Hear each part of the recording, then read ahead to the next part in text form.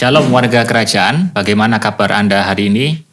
Saya percaya Anda semua dalam keadaan yang baik, dalam keadaan yang sehat, dalam perlindungan Tuhan, penyertaan Tuhan, terutama di tahun yang baru ini. Saya percaya Tuhan pasti akan menyertai kita. Sesuai dengan visi gereja kita, The Year of Multiplied Grace, maka kasih karunia itu akan ditambah-tambahkan kepada Anda. Dan kembali bersama dengan saya, Roy Setiawan, di dalam program Kingdom Insight is Gift for You. Selalu ada hadiah dari Sang Raja untuk Anda semua, khususnya di tahun ini, hadiah itu akan dilipat gandakan. The Year of Double-Double, ya. Sesuai dengan Bapak Gembala Senior kita, mengatakan The Year of Double-Double. Nah, hari ini kita akan berbicara tentang peran pria dalam keluarga dan gereja. Tentu saja ini adalah salah satu hal yang sangat penting karena banyak pria ya dalam hidupnya tidak maksimal atau tidak menjalankan peran sebagaimana mestinya. Oleh karena itu, biarlah di awal tahun 2022 ini kita bisa memaksimalkan peran tersebut. Dan tentu saja buat Anda yang bukan pria, bukan berarti podcast ini bukan untuk Anda, tapi Anda juga bisa melihat, menyaksikan, mendengar, juga bisa memberi masukan kepada suami atau anak Anda atau siapapun kolega Anda untuk bisa memaksimalkan peran seorang pria. Dan di gereja kita juga ada pelayanan pria, yaitu Rockman. Oleh karena itu tentu hari ini akan sangat menarik kalau kita membahas bersama-sama hal tersebut. Hari ini bersama dengan saya ada Pendeta Daniel Yanuar Tanujaya. Selamat apa nih Pak Daniel? Selamat pagi, a good day, hari selamat yang baik. Pagi, selamat siang, selamat sore. Dan selamat tahun baru. Selamat tahun baru. Iya.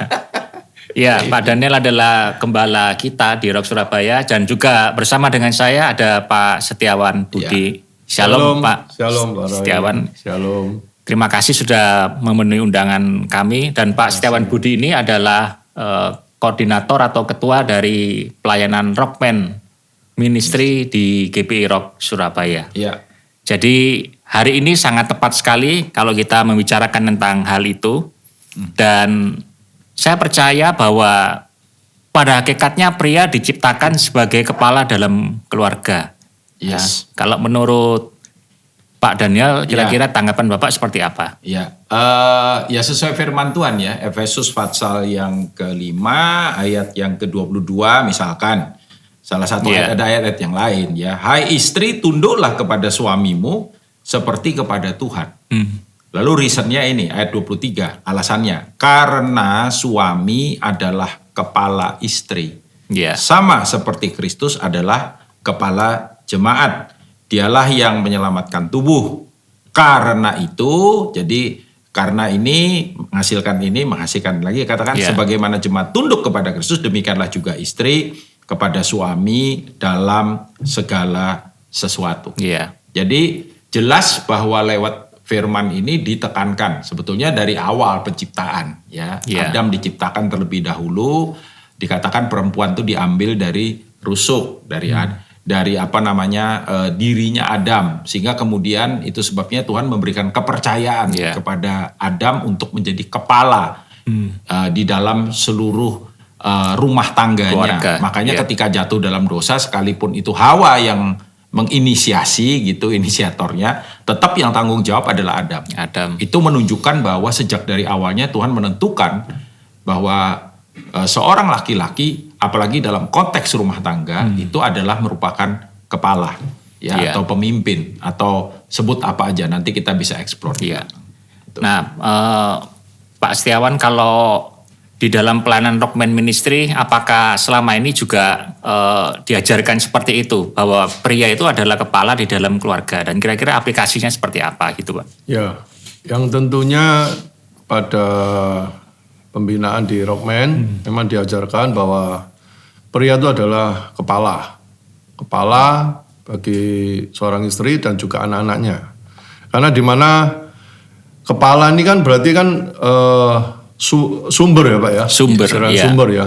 Jadi di mana peran seorang pria itu bukan hanya untuk mencukupi sekedar mencukupi apa ya, kebutuhan materi atau apa ya, tapi figur itu penting sekali bagi seorang kepala. Figur untuk kepada istrinya dan juga anak-anaknya. Karena di mana kalau kepala itu figurnya di dalam Tuhan, semua berjalan di dalam Tuhan, maka dia akan mengajak keluarga itu kepada Tuhan. Jadi jikalau ada apa-apa, ya larinya kepada Tuhan. Karena pria-pria sekarang banyak sekali Pak, yang jikalau ada sesuatu larinya bukan ke Tuhan bukan kepada Tuhan, tapi kepada hantu. Ya, tak tambahin dikit ya. Sebagaimana tubuh kita ini ya, kalau pria itu dibilang kepala, maka sebagaimana tubuh kita ini, kepala ini yang megang peranan sangat penting. Ya, contohnya ketika misalkan orang kecelakaan lalu kemudian terjadi pendarahan, kepala, fungsi kepalanya terganggu. Ya maksudnya kepala ya termasuk seluruh perangkat yang ada ya di dalamnya ini, otak terganggu, ya seluruh tubuhnya akan terganggu juga ya. Iya, yang tadi Pak WW bilang, ya kan artinya bahwa ini kalau ngomong ini harus berbahasa Indonesia yang baik dan benar ya. Jadi Surabaya nih ngomong bapak yang genah yo. Keluarganya yang genah gitu. Ya kan. Jadi kalau bapaknya Pak W tadi bilang bisa kemudian memberikan sebuah fungsi yang maksimal sebagai bapak, sebagai suami gitu di dalam keluarga, maka keluarganya juga akan maksimal di dalam Tuhan. Dan ya tentu saja juga benar bahwa kebergantungan kepada Tuhan lah, ya bagaimana menghormati Tuhan, mengandalkan Tuhan, mengasihi Tuhan, dan apalagi ini multiplied grace kan, oleh kasih karunia-Nya, maka kemudian fungsi Bapak itu maksimal, semuanya juga akan berdampak pada keluarganya. Gitu. Saya tertarik dengan statementnya Pak Setiawan tadi tentang figur ya. Jadi bagaimana ketika anak-anak kita masih kecil dan ketika mereka sudah besar, itu tentu saja perlakuannya berbeda begitu. Kalau anak-anak kita masih kecil, menurut Pak Setiawan kira-kira apa peran seorang bapak dan seorang pria itu di dalam keluarga? Baik. Dulu ketika anak saya masih kecil, itu saya masih belum bertobat Pak. Jadi mulai dari dia dilahirkan sampai kira-kira umur 7 tahun, itu saya belum memberikan figur yang buat dia. Tapi ketika saya bertobat, lalu ikut di pembinaan Rockman ini, ditambah hikmat-hikmat bahwa pentingnya seorang bapak itu ketika dia memberikan suatu contoh kepada anak-anaknya. Jadi ada kategori fase usia, itu di mana kita harus mendidik anak, waktu itu anak masih kecil, terus remaja, bahkan sudah dewasa, itu ada fase-fasenya Pak. Maksudnya ada caranya gitu. Jadi kita pun tidak akan mendidik anak jikalau udah besar dididik seperti anak kecil yang selalu harus ini perintah begitu. Dan penting sekali itu Pak, karena seperti saya dulu ketika saya lahir bukan di dalam Tuhan, juga papa mama mendidik saya. Ya semoga saya tidak mendidik anak saya seperti saya dulu dididik mama saya, papa saya, karena beliau di luar Tuhan. Jadi ketika saya ada apa-apa, saya larinya bukan ke papa mama, larinya kepada komunitas teman-teman. Nah kalau komunitas teman-teman ini tidak baik, dan kebetulan saya waktu itu juga di komunitas yang tidak baik, jadi akhirnya saya pun pertumbuhannya juga tidak baik pula. Itu penting sekali Pak, karena di mana anak-anak itu ya diharapkan, orang tua pasti mengharapkan bahwa dari dia kecil, remaja sampai dewasa pun dia selalu setia pada Tuhan, setia pada orang tuanya, dan itu yang penting sekali. Nah kalau menurut Pak Daniel, ketika anak-anak kita sudah mulai dewasa atau bahkan mungkin mereka sudah punya keluarga sendiri itu bagaimana memposisikan diri kita sebagai seorang bapak atau seorang pria di dalam keluarga besar kita? Iya, saya nyambung yang tadi Pak WW sudah sampaikan ya, bahwa karena kalau tadi kan Pak WW memang waktu anaknya masih kecil-kecil kebetulan belum dalam Tuhan. Kalau saya kan memang mulai dari saya belum menikah sudah ikut Tuhan, sehingga kemudian ketika saya dikaruniai anak ya dari mereka even dari dalam kandungan sampai kemudian dia dilahirkan sampai kemudian dia jadi anak, jadi remaja dan sekarang sudah di fase yang masuk ke dalam dewasa muda ya istilahnya ya. Itu saya bersama-sama dengan mereka.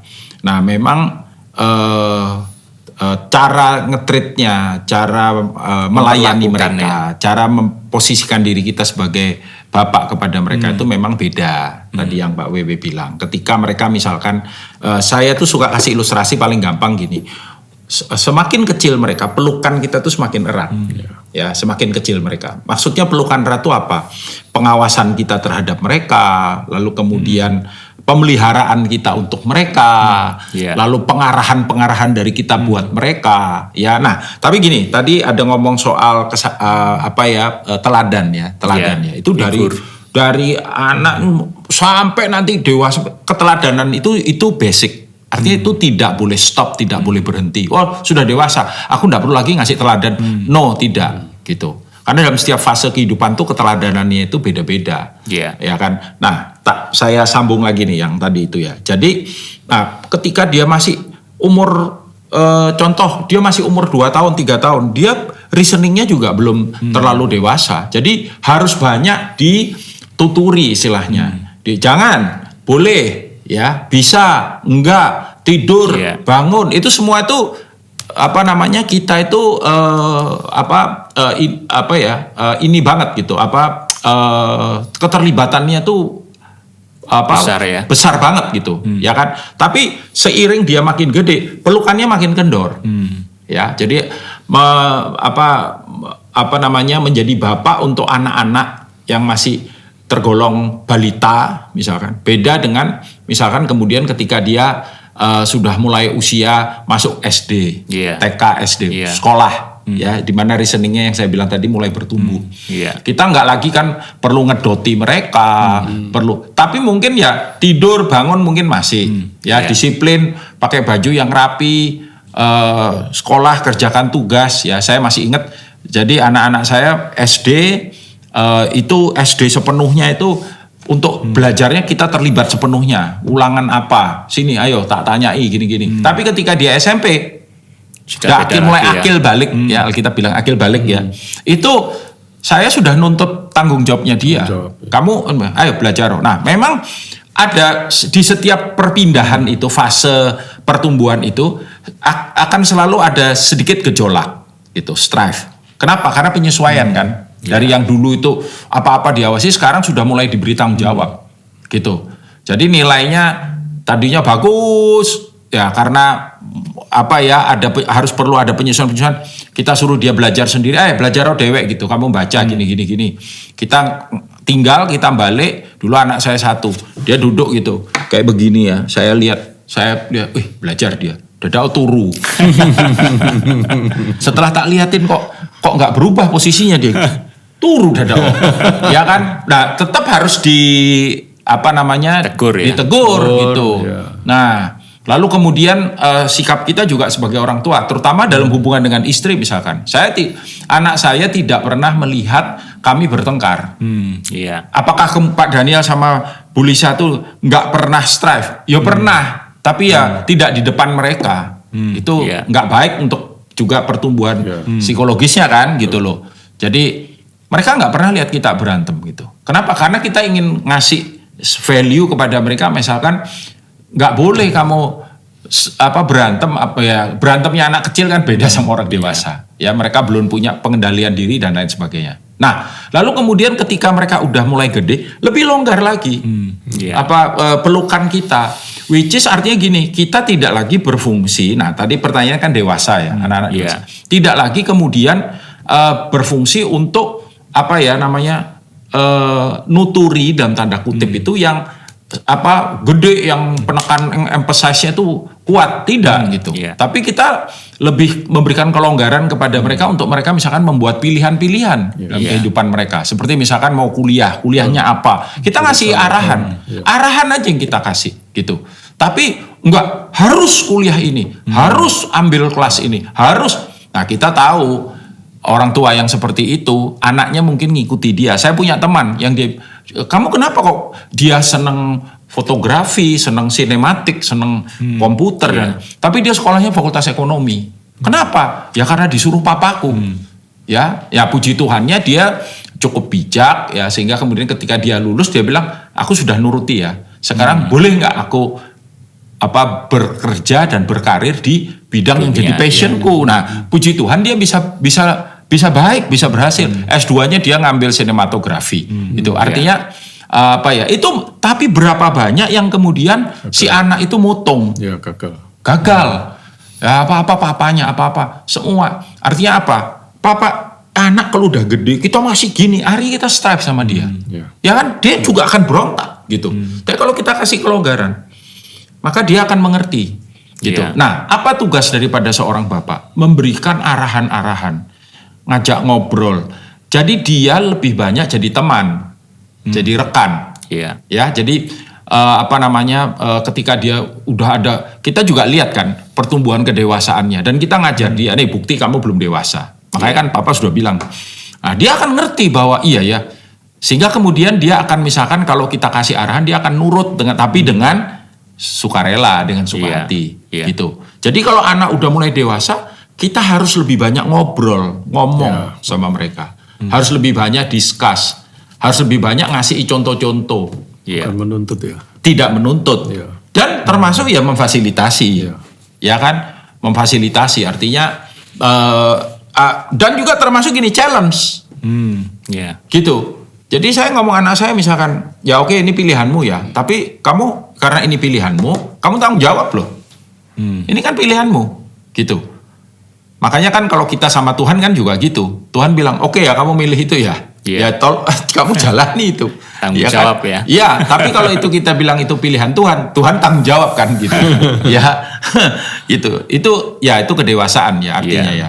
Nah, tapi bukan berarti lo kemudian kita lepas, tidak. Nah ini kebanyakan orang tua, either way dia tipe yang selalu begini, anaknya udah menikah, anaknya udah punya anak, terus saja dirundungi gitu istilahnya gitu. Terlalu akhirnya anaknya itu mungkin anaknya ya sungkan, tapi sebetulnya mereka tuh dalam hati, aduh aku nih kok enggak, aku nih lo sudah berkeluarga, kok enggak dikasih kepercayaan sih misalkan gitu loh. Orang tuanya terlalu kepo kadang gitu. Itu kepo istilah. Atau gini, atau yang kemudian kamu sudah dewasa ya. Ini tipe western ya. Wes cul, orang tuanya nggak mau tahu. Cari duit dewe, tinggal lo dewe, kawin no dewe, gitu loh. Itu juga enggak. Karena apa? Ketika mereka dewasa, kita akan rilis mereka. Jadi tangan ini mulai dari gini, begini, akhirnya begini. Tapi tangan ini nggak pernah begini. Jadi setelah kita rilis mereka, nanti anak-anak saya kalau udah dewasa menikah, saya akan begini, tapi tangan saya tetap terbuka buat mereka. Anytime mereka kembali kita akan, karena kemarin ini anak saya hari ini ulang tahun ya, udah gede-gede mereka. Tapi istri saya bilang gini, meskipun kamu udah gede-gede, kamu tetap anaknya mama, tetap anaknya papa, gitu. Sekalipun nanti kamu udah punya anak sendiri ya tetap anaknya kita, gitu. Kita tetap. Nah, jadi saya percaya bahwa itulah seharusnya yang dilakukan oleh seorang bapak. Gitu. Mulai dari sampai dia dewasa. Nanti kalau kita gitu, mereka juga dengan anak-anaknya seperti itu. Kita melahirkan generasi yang sehat ya, secara rohani, jiwani juga jasmani, memuliakan Tuhan. Nah Pak Setiawan, dalam Rockman Ministry itu biasanya apa yang diajarkan kepada anggotanya, membersnya begitu ya? Sebetulnya tugas utama pria ini apa kira-kira? Tugas utama pria yaitu tentunya sebagai kepala ya Pak ya. Sebagai kepala, habis itu memberikan intinya gini, kelembutan dan ketegasannya itu harus seimbang. Harus seimbang ya. Di dalam rumah tangga itu. Jadi terutama kepada anak. Jadi harus seimbang. Jangan tegas terus, lembutnya tidak ada. Itu nanti hasilnya tambah kurang baik lah. Nah, terus dan juga tugas pria dalam rumah tangga ya mencukupi ya kebutuhan. Terus memberikan teladan pada anak istri, mengajak mereka kepada Tuhan, seperti yang tadi saya Iya. sampaikan itu. Iya. Banyak sih Pak yang diajarkan di Rockman. Iya. Nanti kalau tertarik bisa join Pak ya. Oh, sangat penting. Sangat penting Sangat untuk join penting. ya. Iya. Sehingga kita Harus bisa join. mengetahui Iya. peran dan fungsi kita sebagai seorang pria. Iya. Nah kalau di dalam dunia pelayanan dalam gereja, menurut Pak Daniel seperti apa yang bisa Kalau saya dilakukan bilang tuh beda-beda pria? tipis saja Iya. antara peran seorang pria atau bapak itu ya di dalam keluarga dan di dalam gereja. Pada dasarnya prinsipnya sama. Kenapa? Tadi bolak-balik Pak Wewe ini ngomong kan bahwa bapak itu adalah sumber. Ya, kata father dalam bahasa Inggris itu Iya. mirip dengan ya sebenarnya akarnya sama ya, pater ya dalam bahasa Greka ya. Itu dalam bahasa Latin ada istilah fungus ya, yaitu father juga dari situ, yang Iya. artinya sumber. Jadi makanya hubungannya sama kepala tadi ya, sumber ya. Tapi dan sebagai sumber tentu saja dia itu yang mengambil keputusan-keputusan penting, betul nggak? Iya. Kan tubuh kita nih gitu kan, Iya. kepala ini ngambil keputusan penting. Ada kebutuhan misalkan tenggorokan kita kering, kebutuhannya minum. Ya, Iya. itu yang memerintahkan. mengatur semua itu dari sini kan, gitu loh. Lalu dia juga yang kasih komando, tangan ambil gelas, Iya. buka, bawa ke mulut. Nah, ketika sampai di mulut harus minum kan, gitu loh. Artinya semua tuh komando. Dia tuh sumber, dia tuh yang paling berpengaruh. Makanya kalau bapaknya lumpuh, ya atau pemimpinnya lumpuh atau kalau prianya lumpuh, Mas, makanya kan di pelayanan pria kan selalu dibilang kalau pria dipulihkan, keluarga dipulihkan. Kalau keluarga dipulihkan, gereja dipulihkan. Iya. Kalau gereja dipulihkan, Kota kota. dipulihkan. Nah, kalau kota dipulihkan, bangsa dipulihkan. Nah, jadi Iya. makanya kenapa kok ini penting sekali? Iya. Huha, ini penting sekali Rockman Ministry. Iya kan?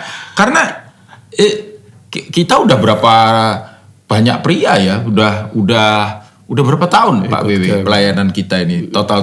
Kalau campnya udah berapa? Udah Kalau saya sih kan baru gabung Iya. 2010-an ya, mungkin dari generasi yang sebelumnya ya sudah banyak lah Pak. udah 1000 ada nggak pria kira-kira? lah. Ada ya, seribuan ya pria ya. Karena setiap kali camp dulu kita 100 sampai 120 ya gitu loh. Iya. Ya terakhir memang nggak sedikit juga ya, Ya, antara 50 sampai 100, 60, 70 ya. setiap, dan setahun 2 kali biasanya gitu. Ya, ada yang 2 kali. Ada yang 2 kali, ada yang sekali ya. Jadi hitung-hitung sudah begitu banyak pria yang diberikan dampak oleh Rockman's Ministry. Ministry, Ya kan, Iya. karena itu pria-pria yang belum mengalami, bahkan yang sudah mengalami pun perlu di recharge ya, Iya. dengan dalam tempo yang singkat secepatnya ini kita akan mengadakan lagi ya Pak W, karena ya memang terpengaruh pandemi. Tapi even ketika pandemi kan kita juga tetap bikin beberapa IG Live. event-event ya. Sampai hari ini juga ada IG Live ya kan, karena itu Di Rockman ikutilah ya. Jadi pria itu bapak ya, saya mungkin lebih mengambil istilah bapak ya. Pria kan juga harus jadi bapak. Iya. Apakah dia menikah nggak menikah satu orang, karena bapak kan nggak cuma jasmani, bapak rohani Iya. juga ada ya. 1, dia itu harus jadi sumber. 2, dia itu adalah pemelihara, ya kan, sumber pemelihara. 3, pendidik, Iya. dia harus jadi pendidik. Lalu yang keempat tentu saja pemimpin, gitu. Nah itu fungsi utama. Lalu juga dia jadi yang namanya developer, pengembang. Iya. Ya, dan ketika dia bisa melakukan semua fungsi-fungsi itu dengan maksimal, termasuk di dalam gereja, di dalam Iya. pelayanan, bapak itu harus jadi pengembang. Itu apa kebanggaan seorang father di dalam gereja, yaitu ketika dia melihat anak-anaknya bisa dipakai Tuhan, bahkan lebih hebat dari dia. Nah, kalau dia gagal di situ, dia akan jadi blocker. Yes. Jadi instead of dia sustainer, source, lalu kemudian developer, teacher, dia jadi blocker. Kenapa? Karena egonya dia. ego, ya. Ya ini sorry ya, terus terang misalkan dalam pelayanan dalam gereja ada hamba-hamba Tuhan yang sudah sebetulnya gini, sudah sebetulnya dia ketika khotbah pun sudah nggak bisa nginget ayat. Sehingga ayat sudah dibaca lagi. Orang yang dengerin khotbah itu bukannya diberkati tapi disiksa gitu. Ini bukan Bukit Sion, ini Bukit Kalvari.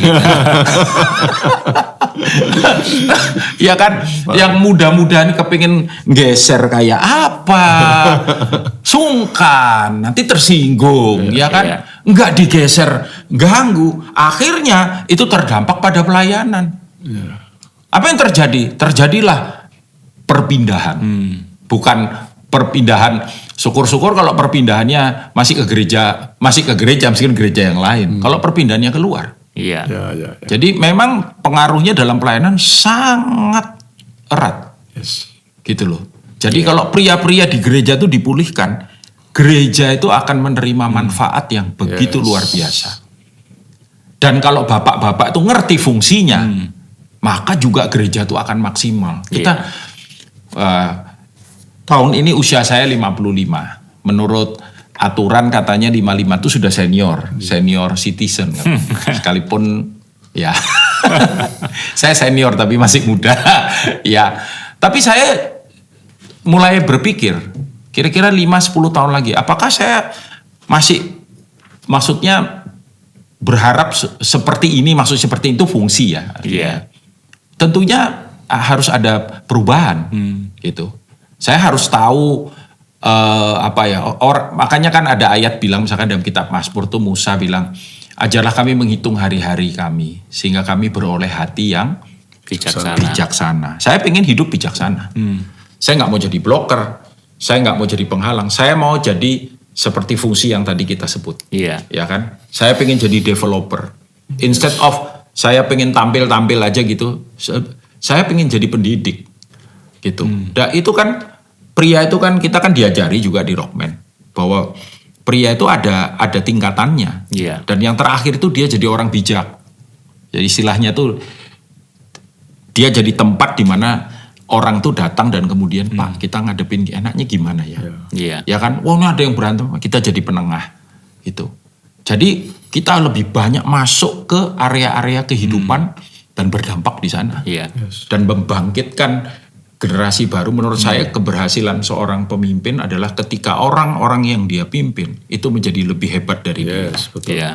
Gitu. Ya, Pak WW mungkin bisa diceritakan ya kegiatan-kegiatan di Rockman Ministry itu apa saja selain tadi camp? Apakah ada hal-hal lain supaya teman-teman kita ini bisa ada bayangan dan mudah-mudahan bisa ikut join begitu ya di Rockman Ministry ini? Ya kalau memang acara utamanya Rockman ya camp, Pak. Camp ya. Karena musim pandemi ini jadi campnya tertunda dan semoga tahun ini kita bisa mengadakan camp. Tapi ya tentu dengan nanti ada info-info berikutnya dari pemerintah ya. Kita kaji lagi, terus juga mengadakan catering. Jadi bukan hanya camp tapi ada catering di mana catering ini kita bisa ya bukan catering. Catering. Jadi supaya bisa ngecas juga gitu, Pak. Ada seminar-seminar juga. Seminar terus di musim pandemi ini kita lebih ke online gitu, Pak. Bisa add di IG Rockman Ministry. Rockman Ministry ya IG-nya. Itu nanti ada juga lewat online gitu, Pak. Kemarin kita juga kan ngobrol kan, saya penasihat ya di Rockman Ministry ya. Saya usulkan kalaupun kita nggak bisa camp ya mungkin kita camp online. Kita akan coba. Kita nggak akan menyerah dengan keadaan ini. Ya kan keadaan ini hanya membuat kita jadi lebih baik dari sebelumnya. Jadi lebih kreatif. Jadi lebih kreatif itu. Iya. Yang terakhir Pak WW, dalam menyeimbangkan peran seorang pria ini baik di keluarga maupun di dunia pelayanan di gereja, apa yang semestinya dilakukan oleh seorang pria untuk menyeimbangkan peran ini? Ya tentunya kalau di Rockman itu kita diajarkan juga, Pak. Jadi di mana tetap yang nomor satu itu Tuhan, yang dua keluarga. Tapi bukannya Tuhan itu Tuhan itu memang Tuhan yang dimaksud itu ya tetap berporos kepada Tuhan, di mana Tuhan kita bawa ke dalam keluarga kita, pekerjaan kita. Nomor dua juga kita utamakan keluarga. Yang nomor tiga kita utamakan pelayanan. Jadi di mana pelayanan ini jangan sampai menggeser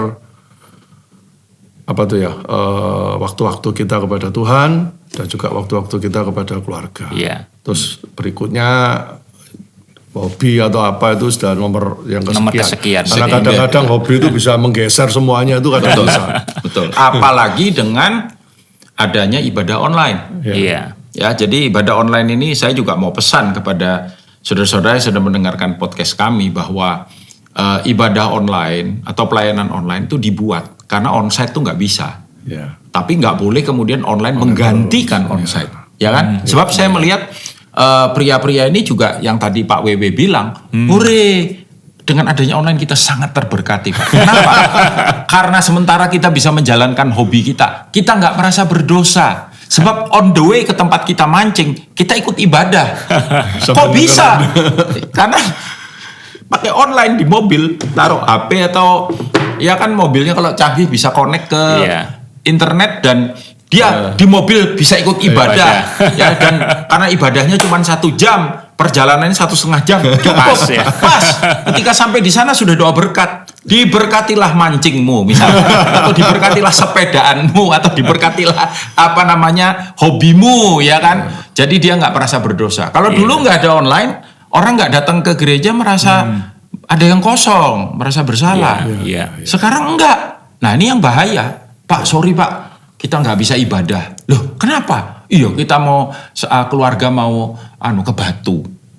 Ya, ini pendetanya cuma bisa ngelus dodo gitu ya. Iya. Ya, sebetulnya kan berarti dia bisa ke ibadah. Hanya karena waktu itu dipakai untuk hobi atau untuk kesenangan, akhirnya nggak bisa datang ke ibadah. Dan saya mau beritahu saudara bahwa ibadah di gedung di mana kita melaksanakan ibadah kita itu memang beda. Kenapa? Karena itu adalah waktu yang terdedikasi.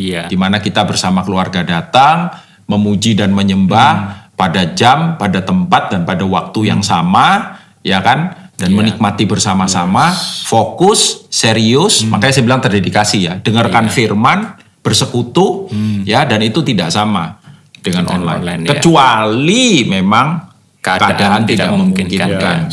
Ya, jadi please